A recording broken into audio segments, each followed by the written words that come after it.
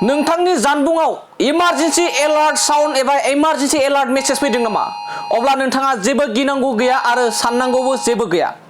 दिनै गोबां रायजोजों लोगोसे बिटिआरनि गोबां जानबुं एबा मबाइल बाहायगिरि बिथांमोननियावबो इमारजेन्सि एलार्टनि मोनसे मेसेजजों लोगोसे मोनसे एलार्टनि साउन्ड गाबफैदों आरो गोबां सुबुंफोरा गिनाय फोरमायदों आरो मा जाखो, मानो बेबायदि जाखो, एलार्ट फैदों आरो मानो एलार्ट फैदों होनना दसे सम सावरायलायनायखौबो बे समाव ससियेल मिडियानि गेजेरजों गोबां नुनो मोननाय जादों।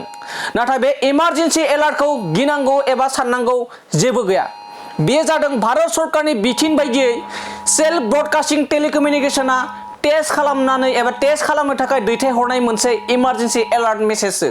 बे इमारजेन्सि एलार्टखौ हादोरनि जायखिजाया गिख्रंथाव जाथाय जागोननि सिगांनो जाहाथे हादोरनि साफ्रोमबो थागिबि सुबुंफोरनि जानबुङाव एलार्ट खालामनो हायो, बेखौनो पेन इन्डिया इमारजेन्सि एलार्ट सिस्टेमा मोनसे आनजाद नायनाय जादों आरो बे आनजादखौ हादोरनि साफ्रोमबो मबाइल बाहायगिरिफोरनि बिथांनि जानबुंफोरावहा मोनसे मेसेज एलार्ट एबा इमारजेन्सि एलार्ट सिस्टेमजों दैथायहरनाय जादों जाहाथे नोंथांनियाव बे इमारजेन्सि एलार्ट फैनायखौ लानानै गोसोआव गिनाय एबा होंगो दोंगो खालामनांगौनि जेबो गैया।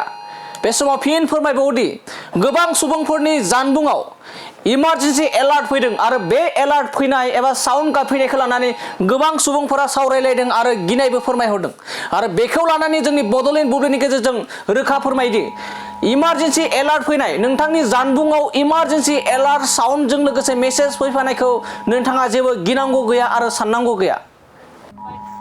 नै बिदि मेसेज फैलाबायदों नै दासो नै नै बेनाव फैदों नै एखे टाइम बन खावजोब्बाय नोंला नाव फैदों नै बिलाइ मा आंनि मेम'रि फुल जाखानाय साननो मा गाबफैबाय थायाखै दे बेबो गाबदोंना आंनाव फैदों बेनाव फैदों नै मा जालाबायखो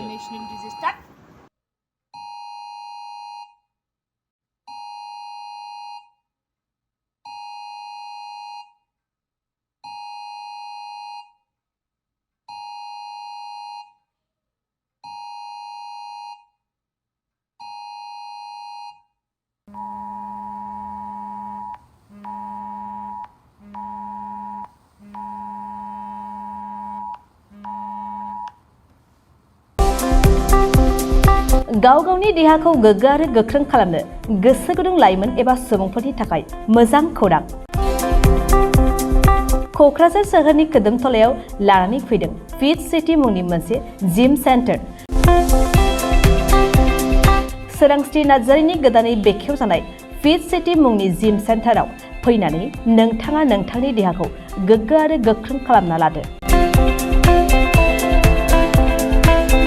अब्ला मानोथो गोबाव खालामखो, नोंथाङा थाबैनो फिट सिटीआव एडमिसन लाहैदो।